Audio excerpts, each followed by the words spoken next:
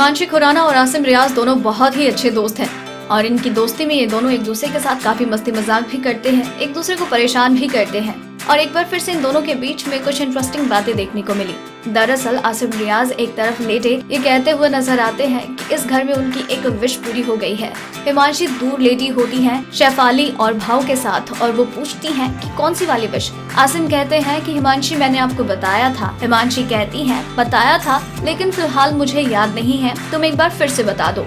आसिम कहते हैं कि उधर वो जो बाहर फ्रेम लगी हुई है वो वाला। हिमांशी कहती है कि मुझे नहीं समझ में आया, बताना है तो बता दो। भाव कहते हैं कि उसे बोलो कि निकल पहली फुर्सत में। हिमांशी कहती है कि नहीं, तो भाव कहते हैं भाई की बात नहीं मानेगी। हिमांशी कहती है कि आप ही बताओ भाई बड़ा या दोस्त। भाव कहते हैं कि आप तो रहने ही दे दो।